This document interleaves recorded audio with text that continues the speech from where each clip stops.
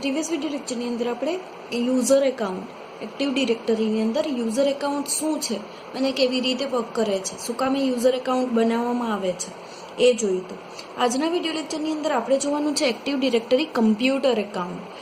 3 અલગ અલગ પ્રકારના એકાઉન્ટ છે એવું આપણે આગળ જોયું હતું. એક છે યુઝર એકાઉન્ટ, એક છે computer account and third one છે ગ્રુપ એકાઉન્ટ. એમાંથી આપણે યુઝર એકાઉન્ટ શું છે એ જોઈ લીધું છે. આજે આપણે જોશું કમ્પ્યુટર એકાઉન્ટ શું છે જોઈએ. Like user account, Windows 2008 computer account provide a means for authenticating and auditing the computer's access to the network and its access to domain resources. શું કહે છે કે વિન્ડોઝ સર્વર 2008 ની અંદર કમ્પ્યુટર એકાઉન્ટ છે એ શું પ્રોવાઈડ કરે છે કે એમના થ્રુ આપણે ઓથેન્ટિકેટેડ યુઝર કહેવાશું અને આપણે નેટવર્કની અંદર આવેલા અલગ અલગ કમ્પ્યુટર્સ છે એમને એક્સેસ કરી શકશું. અલગ અલગ રિસોર્સિસ છે ડોમેઇનની અંદર એમને આપણે એક્સેસ કરી શકશું. Each Windows server 2008 computer to which you want to grant access to resources must have a unique computer account. શું કહે છે વિન્ડોઝ સર્વર 2008ના જે અલગ અલગ કમ્પ્યુટર છે એમની અંદર જો તમારે પરમિશન જોઈએ છે, કોઈ પણ વસ્તુ એક્સેસ કરવા માટેની પરમિશન જોઈએ છે તો એમના માટે તમારી પાસે કમ્પ્યુટર એકાઉન્ટ હોવું કમ્પલસરી છે. બરાબર. જો તમારી પાસે એક યુનિક કમ્પ્યુટર એકાઉન્ટ હશે તો જ તમે આ ડોમેઇનના અલગ અલગ કમ્પ્યુટરને એક્સેસ કરી શકો છો અને એમની અંદર અલગ અલગ જે ફાઇલ્સ પડી છે, જે અલગ અલગ ડોક્યુમેન્ટ્સ પડ્યા છે એ બધાને યુઝ કરી શકો છો. એમના માટે સિક્યુરિટી પ્રિન્સિપલ્સ શું છે? The Active Directory user and computer account are referred to as a security principle, a term that emphasizes the security that the operating system implements for these entities. શું કહે છે કે એક્ટિવ ડિરેક્ટરીની અંદર user અને computer account જે અલગ અલગ છે એ અલગ અલગ સિક્યુરિટી પ્રિન્સિપલ્સનો યુઝ કરે છે. શું કામે? તો સિક્યુરિટી માટે ઓપરેટિંગ સિસ્ટમ છે એ ટાઈપની અલગ અલગ એન્ટિટીઝનો યુઝ કરશે કે જેથી કોઈ પણ યુઝર છે, કોઈ પણ કમ્પ્યુટર છે સિક્યોરલી પોતાનું વર્ક પરફોર્મ કરી શકે.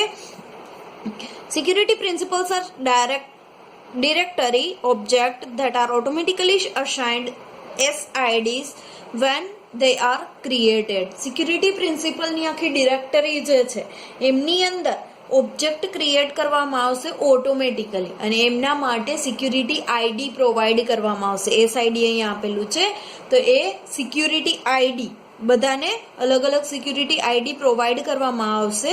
Object with security ID can log on to the network and can then access network domain resources. જે પણ ડિવાઇસને સિક્યુરિટી આઈડી પ્રોવાઈડ કરવામાં આવ્યું હશે એ જ ડિવાઇસને એક્સેસ કરી શકાશે એઝ વેલ એઝ ડોમેઇનની અંદર જે અલગ અલગ રિસોર્સિસ છે એમને કોઈ પણ એક્સેસ કરવાની પરમિશન ક્યારે મળશે? જ્યારે એમની પાસે સિક્યુરિટી આઈડી હશે ત્યારે. બરાબર. If you establish a trust relationship between a domain in your Windows Server 2008 forest and Windows Server 2008 domain external to your forest, you can grant security principles from the external domain access to resource in your forest. શું કહે છે કે જો તમારે એક ટ્રસ્ટવાળી relationship જોઈએ છે, ટ્રસ્ટવાળી relationship establish કરવી છે બિટવીન ડોમેઇન જે આપણે વિન્ડોઝ સર્વર 2008ની અંદર ફોરેસ્ટ ક્રિએટ કરેલું છે એ આપણા ડોમેઇનની અંદરથી કોઈ બીજા એક્સટર્નલ ડોમેઇન જોડે સારી એવી ટ્રસ્ટેડ રિલેશનશિપ બનાવવી છે તેના માટે આપણે સિક્યુરિટી પ્રિન્સિપલ્સનો યુઝ કરવો પડશે. જો આપણી પાસે સારા એવા સિક્યુરિટી પ્રિન્સિપલ્સ હશે તો જ આપણે કોઈ બીજા એક્સટર્નલ ડોમેઇન જોડે રિલેશનશિપ ક્રિએટ કરી શકીએ છીએ. ત્યાર પછી નેક્સ્ટ વન છે group policy applied to user and computer account. Group policy કેવી રીતે અપ્લાય કરવામાં આવે છે કોઈ પણ યુઝર એકાઉન્ટ કે કોઈ પણ કમ્પ્યુટર એકાઉન્ટને? In the Windows server 2008 operating system environment you can associate group policy configuration settings with 3 active directory containers. શું કહે છે? એમના માટે ગ્રુપ કોઈ પણ કમ્પ્યુટર છે વિન્ડોઝ સર્વર 2008ની અંદર એમના આખા ઓપરેટિંગ સિસ્ટમ એન્વાયરમેન્ટની અંદર તમે ગ્રુપ એકાઉન્ટ પોલિસી, બરાબર, ગ્રુપ પોલિસી કન્ફિગરેશન સેટિંગ કરી શકો છો એક્ટિવ ડિરેક્ટરી માટે. એના માટે 3 અલગ અલગ કન્ટેનર્સનો યુઝ કરવામાં આવે છે. ફર્સ્ટ વન છે ઓર્ગેનાઇઝેશનલ યુનિટ, નેક્સ્ટ વન છે ડોમેન્સ એન્ડ થર્ડ વન છે સાઇટ્સ. બરાબર, ઓર્ગેનાઇઝેશનલ યુનિટ શું છે એ આપણે જોઈ લીધું છે, ડોમેન શું છે એ પણ આપણે જોઈ લીધું છે. બરાબર. Group policy settings associated with given containers either affect all user or computers in that container or they affect specified sets of objects within the container. આ જે ગ્રુપ પોલિસીના સેટિંગ છે એ તમે કોઈ પણ ડોમેનની અંદર આવેલા, કોઈ પણ સાઇટની અંદર આવેલા કે કોઈ પણ ઓર્ગેનાઇઝેશનલ યુનિટની અંદર આવેલા બધા જ કમ્પ્યુટર જોડે પણ પરફોર્મ કરી શકો છો, એઝ વેલ એઝ એમાંથી થોડા એવા કમ્પ્યુટર, અમુક કમ્પ્યુટરને જ આપણે ગ્રુપ ક્રિએટ કરવું છે તો પણ એ રીતે પણ તમે પરફોર્મ કરી શકો છો.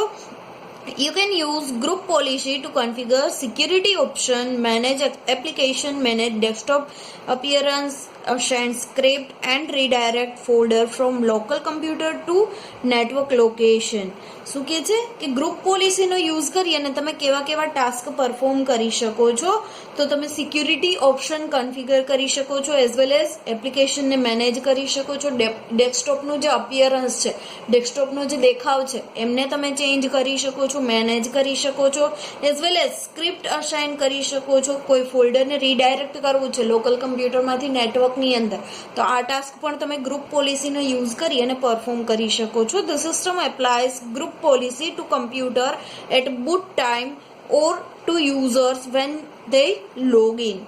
શું કહે છે કે આજે ગ્રુપ પોલિસી છે ક્યારે એપ્લાય કરવામાં આવશે? જ્યારે કોઈ પણ કમ્પ્યુટરનું બૂટઅપ સેટિંગ થાય છે, મીન્સ કે જ્યારે કોઈ પણ કમ્પ્યુટર સ્ટાર્ટ કરવામાં આવશે અને આપણે સેટિંગ માટે પૂછવામાં આવશે, કમ્પ્યુટરના જે ઇન્ટરનલ સેટિંગ્સ છે એમને બૂટઅપ સેટિંગ કહેવામાં આવે છે. બરાબર, તો આ જે બૂટઅપ સેટિંગ છે એ થાય છે ત્યારે કે પછી કોઈ પણ યુઝર લોગિન થાય છે ત્યારે આપણે એમના માટેના ગ્રુપ પોલિસી માટેના સેટિંગ્સ કરી શકીએ છીએ. તો આ રીતે અલગ અલગ કમ્પ્યુટર એકાઉન્ટની અંદર અલગ અલગ સેટિંગ્સ પ્રોવાઈડ કરવામાં આવે છે. Here are 3 examples of using group policy setting. Group પોલિસીના સેટિંગ કરવા છે તો એમના માટેના 3 અલગ અલગ એક્ઝામ્પલ્સ અહીંયા આપેલા છે. ફર્સ્ટ વન છે set the minimum password length and maximum length of time that a password remains valid for the entire domain. શું કહે છે કે જ્યારે તમે કોઈ પણ પાસવર્ડ સેટ કરો છો તો એમની ટાઈમ લિમિટ છે એ બહુ વધારે રાખવાની રહેશે કે જેથી આપણે એ પાસવર્ડ છે ઝાઝા ટાઈમ સુધી વેલિડ રાખી શકીએ, as well as a password જે સેટ કરીએ છીએ એમની લેન્થ છે મિનિમમ રાખવાની રહેશે, મીન્સ કે બહુ ઓછા વર્ડનો પાસવર્ડ રાખવાનો રહેશે. Assign log on and log of script to the user account in each organizational unit. બધા અલગ અલગ ઓર્ગેનાઇઝેશનલ યુનિટને કોઈ પણ યુઝર છે લોગિન થાય અને લોગ ઓફ થાય એમના માટેની સ્ક્રિપ્ટ પ્રોવાઈડ કરવામાં આવશે, as well as specify which applications are available to users when they login. શું કહે છે કે કોઈ પણ યુઝર જ્યારે લોગિન થાય છે ત્યારે કઈ એપ્લિકેશનનો એ યુઝ કરે છે, કઈ કઈ એપ્લિકેશન અવેલેબલ છે એ સ્પેસિફાઈ કરવામાં આવશે. ત્યાર પછી to create a new user account, create a new user template and how to use a template in server 2008 active directory. કોઈ નવો યુઝર ક્રિએટ કરવો છે તો કેવી રીતે થશે એક્ટિવ ડિરેક્ટરીની અંદર, એમના માટેના અલગ અલગ સ્ટેપ્સ અહીંયા આપેલા છે. ફર્સ્ટ વન છે to create, let's go ahead and open up server manager. Very first of all શું ઓપન કરવાનું રહેશે? સર્વર મેનેજર ઓપન કરવાનું રહેશે. Next we will open up the roles section next to Active Directory users and computers section, and finally the Active Directory users and computers you should now see your domain name. શું કહે છે કે Rolls, આપણે આગળ Rolls કેવી રીતે create થાય એ જોયું હતું. બરાબર, તો આમની અંદર શું કરવાનું રહેશે? રોલ્સ માટેનું જે સેક્શન છે ઓપન કરવાનું રહેશે, જેમની અંદરથી આપણે યુઝર એન્ડ કમ્પ્યુટર સેક્શન છે એ ઓપન કરવાનું રહેશે. એક્ટિવ ડિરેક્ટરીની અંદર યુઝર એન્ડ કમ્પ્યુટર સેક્શન આપણે ઓપન કરશું એટલે એમની અંદરથી આપણે આપણા ડોમેનનું નેમ ડિસ્પ્લે થશે, એ ડોમેનનું નેમ આપણે સિલેક્ટ કરવાનું રહેશે. દેન આફ્ટર નેક્સ્ટ સ્ટેપ છે we are going to click our user section where we are going to create a new user account. To do so, right click on the blank section, point to new and select user. શું કહે છે કે હવે આપણે આપણા user સેક્શનની અંદર જવાનું છે. યુઝર સેક્શનની અંદર જઈ અને નવો યુઝર ક્રિએટ કરવા માટે જ્યાં બ્લેન્ક સ્પેસ હોય ત્યાં રાઈટ ક્લિક કરી અને ન્યૂમાંથી યુઝર, જેવી રીતે આપણે કોઈ પણ નવું ફોલ્ડર ક્રિએટ કરવું છે તો ન્યૂમાંથી આપણે ફોલ્ડર સિલેક્ટ કરતા હોય છે, બરાબર.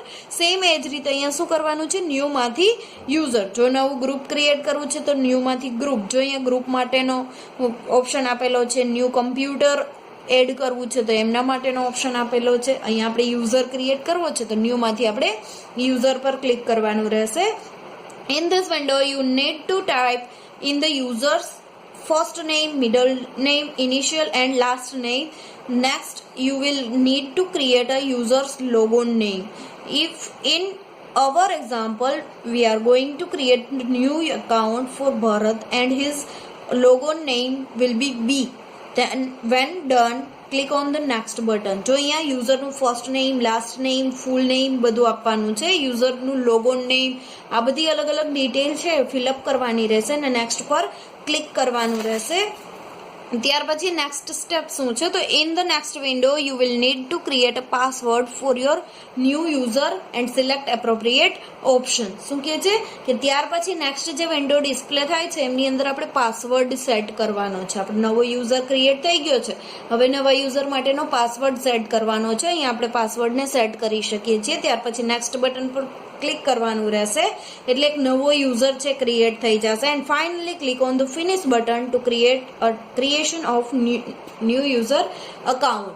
નવા યુઝરનું એકાઉન્ટ ક્રિએટ થઈ જશે. ફિનિશ બટન પર ક્લિક કરશો એટલે બધી પ્રોસેસ કમ્પ્લીટ થઈ જાય છે. તો આ રીતે આપણે નવો યુઝર ક્રિએટ કરી શકીએ છીએ, નવું કમ્પ્યુટર એકાઉન્ટ ક્રિએટ કરી શકીએ છીએ, નવું યુઝર એકાઉન્ટ ક્રિએટ કરી શકીએ છીએ, બરાબર.